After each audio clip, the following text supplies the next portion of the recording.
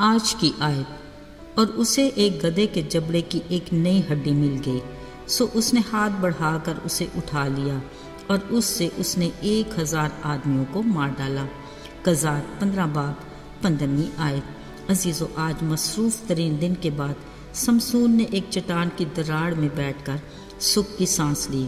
یاد رہے، سمسون وہ شخص ہے جو اپنی ماں کے پیٹ ہی سے خدا کا نذیر تھا۔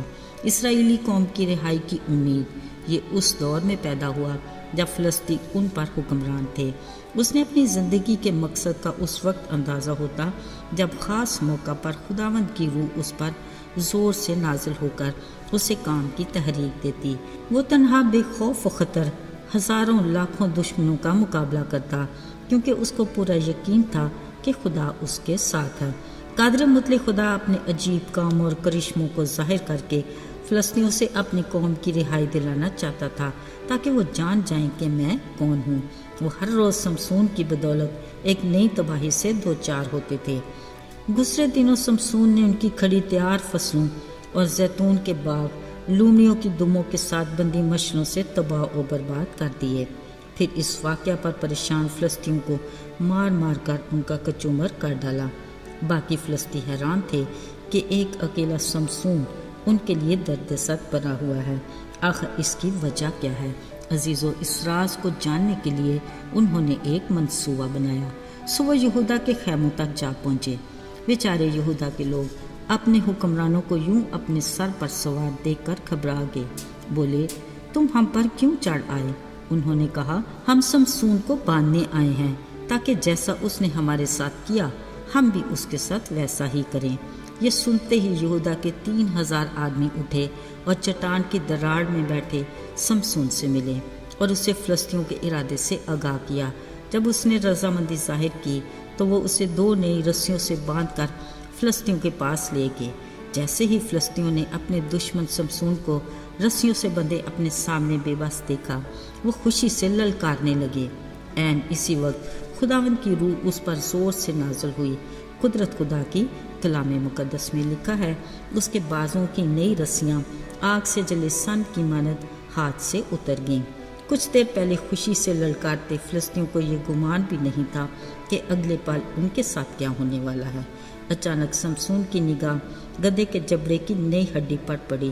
اس نے ہاتھ بڑھا کر اسے اٹھایا، پھر اسی سے 1000 فلسطینیوں کو مار ڈالا۔ عزیزو، ذرا سوچئے، کیا یہ انہونی نہیں تھی جو اس نے کر ڈالی؟ عام حالات میں کیا یہ ممکن ہے کہ محض گدھے کے جبڑے کی ایک ہڈی سے 1000 لوگوں کا ڈھیر لگ جائے؟ مگر یہ سمسون کے لیے اس لیے ممکن تھا کیونکہ خدا اس کے ساتھ تھا۔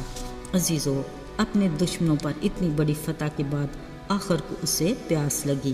آس پاس دیکھنے کے بعد اس نے خدا سے کہا، تو نے اپنے بندہ کے ہاتھ سے اتنا بڑا کام کرایا، کیا اب میں پیاس کی وجہ سے ان نامختونوں کے ہاتھ میں پڑوں؟ ہاں، شاید تھکے ماندے سمسون کا اپنے خدا سے یہ شکوہ بنتا ہی تھا، مگر یقیناً خدا اپنے بندے کی ضرورت سے واقف تھا۔ وہ خدا جو عجیب کاموں سے دشمن پر اپنی قدرت کو ظاہر کر سکتا تھا، وہی خدا اپنے بندے کے لیے بھی عجیب کام کر کے ثابت کرتا کہ وہ اس کے ساتھ ہے۔ سو اس نے اسی جگہ ایک گڑھے کو چاک کر کے پانی نکالا۔ سمسون نے پیا تو اس کی جان میں جان آئی اور وہ تازہ دم ہو گیا۔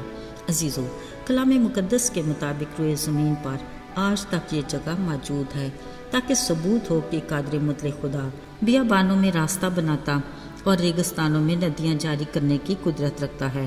ہمارا خدا ناممکنات کا خدا ہے، اس کی نگاہ ہر بشر پر ہے، اس کے لیے کچھ بھی کام دشوار نہیں، بشرطے ہمارا یقین اور بھروسہ اس پر ہو۔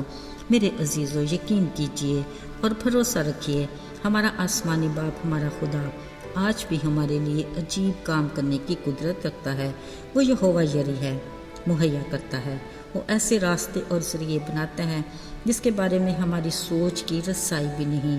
یقیناً ہم میں سے بہت سوں کو اپنی زندگی میں اس کے ایسے کاموں کا تجربہ ہوگا جو ہمارے لیے ناممکن تھے۔ عزیزو، شاید ہم اس کے معجزات اور قدرت کے کرشمے یا کسی ناممکن بات کو اپنی روزمرہ زندگی میں معمول سمجھ کر درگزر کرتے ہیں۔ ذرا سوچئے، ہماری سانسوں کی نازک ڈور کی اوقات ہی کیا ہے؟ آنکھ جو اس کے حکم سے بند ہو جائے، کیا ہم اسے کھولنے کی قدرت رکھتے ہیں؟ یا صبح کا اجالا تاریکی میں بدل جائے، پھر کیا ہوگا؟ علاوازی اور بہت کچھ۔ یہ باتیں اگرچہ چھوٹی ہیں مگر حقیقت سے قریب تر ہیں۔ یاد رہے، اس خالق کے لیے کوئی چیز ایسی نہیں جو ناممکن ہو، یا کچھ ایسا نہیں جو ممکن نہ ہو سکے، مگر شکر اس خدا کا جو اپنی مخلوق کا خیال رکھتا اور فکر کرتا ہے اور ہر روز ہمارا بوجھ اٹھاتا ہے۔ آئیے دعا کریں۔ کارخانہ قدرت کے خالق اور مالک، ہم تیری عظمت اور قدرت کو دل سے تسلیم کرتے ہیں اور اپنی کمزوریوں کا اقرار کرتے ہیں کہ ہم اکثر تیری دی ہوئی آزاد مرضی کے حق کو ناجائز استعمال کرتے ہیں۔ ہماری فطرت کی غیر ضروری عادات کو اپنے نام کی قدرت سے نکال باہر پھینک اور اپنی مرضی سے ہمیں جینا سکھا۔ یسوع کے مبارک اور جلالی نام میں مانگتے ہیں، آمین۔